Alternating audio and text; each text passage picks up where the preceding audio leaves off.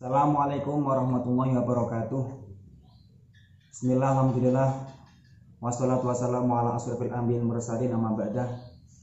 Fakat mubasarah, langsung saja. Perkenalkan, nama saya Muhammad Farid As'ad dari Pondok Pesantren Miftahul Ulum, Talon Kayan Pati. Di sini saya akan membacakan ayat Al-Quran mengenai tentang hal yang berhubungan COVID-19. Karena saya melihat belakangan ini, akhir-akhir ini di seluruh dunia, tepatnya di negara tercinta Indonesia, masih terpuruk dengan adanya ujian yang Allah berikan kepada kita. Maka dari itu saya beri tema pada kesempatan kali ini, yaitu sikap kita menghadapi COVID-19 dalam Al-Quran. Allah berfirman dalam Al-Quran surat ke-21, tepatnya dari surat Al-Anbiya ayat ke-35. Allah berfirman dalam kitab Al-Qur'annya, Bismillahirrahmanirrahim. Kullu nafsin dha'iqatul maut wa nabluukum bisyarri wal khairi fitnah wa ilaina turja'un. Yang artinya kullu nafsin dha'iqatul maut, setiap yang bernyawa di dunia, ini dalam tafsir Jalalainnya mengatakan fid dunya, setiap perkara yang bernyawa yang ada di dunia itu pasti akan merasakan kematian. Wa nabluukum bisyarri wal khairi fitnah wa ilaina turja'un. Lalu Allah itu mencoba mengasih ujian, baik itu ujian berupa keburukan maupun ujian berupa kebaikan. Wa ilaina turja'un, kemudian semuanya itu akan kembali kepada Sang Ilahi Rabbi, yaitu Allah Subhanahu wa taala. Nah, lalu Imam At-Tabari di dalam tafsirnya mengatakan bahwasanya linandirah kaifa syukuruhum fi ma yuhibbun wa kaifa sabruhum fi ma yukrahun. Linandirah kaifa syukuruhum fima yuhibbun, yang artinya terkadang ujian itu datang ketika pada saat kita mengalami kesenangan. Untuk apa?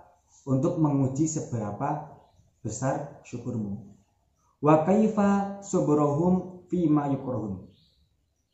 Lalu ada pula ujian itu datang ketika kita dalam keadaan kesusahan, yang bertujuan untuk apa?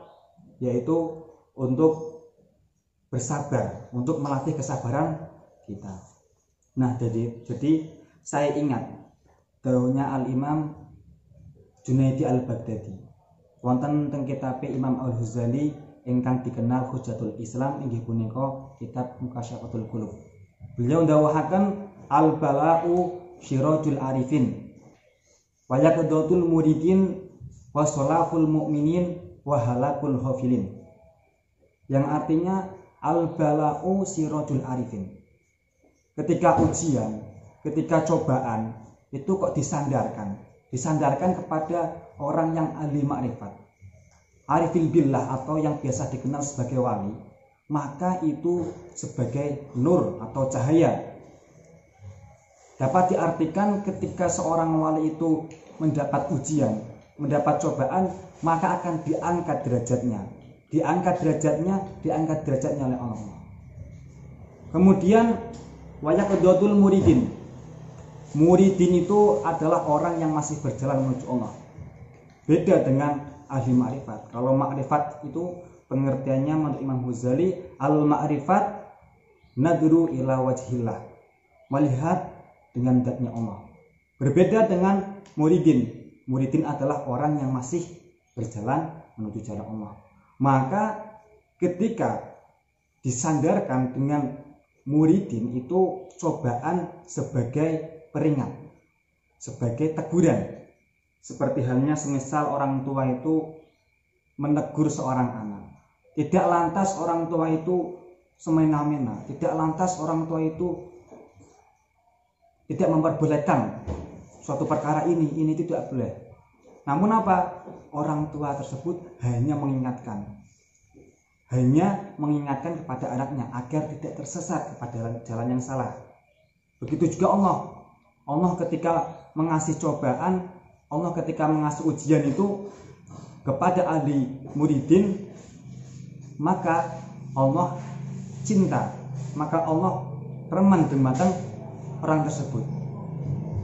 Tidak dikatakan Allah itu mengasih ujian kok kepada orang yang dibenci, hanya orang yang dibenci, tidak. Tapi juga Allah mengasih cobaan, Allah mengasih ujian itu kepada orang-orang yang Allah cintai, seperti Nabi.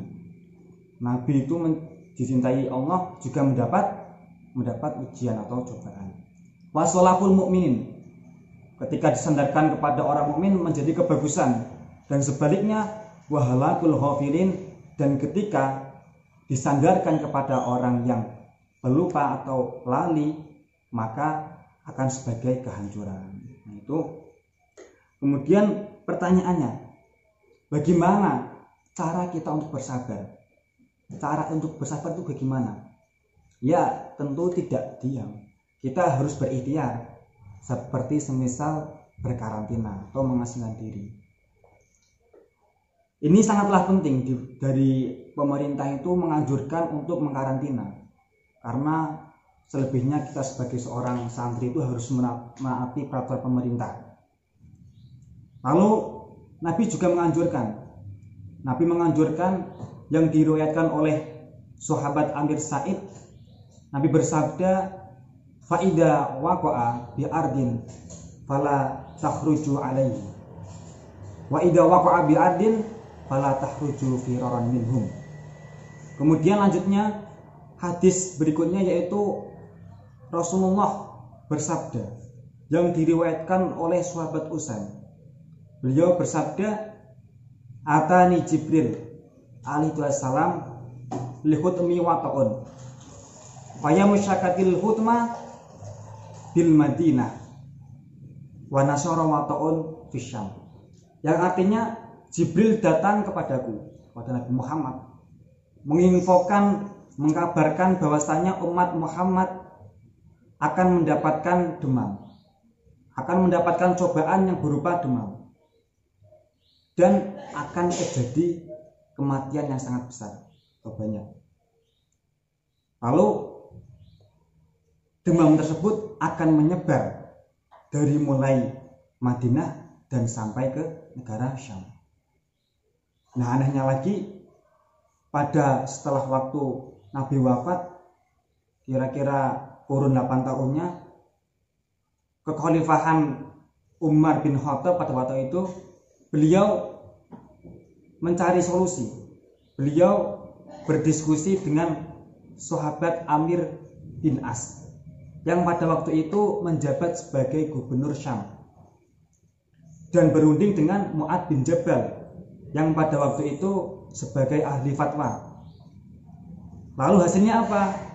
Hasilnya adalah yang dianjurkan oleh Nabi, yaitu fatafarraqun wasabrun, yang artinya berkarantinalah dan bersabar.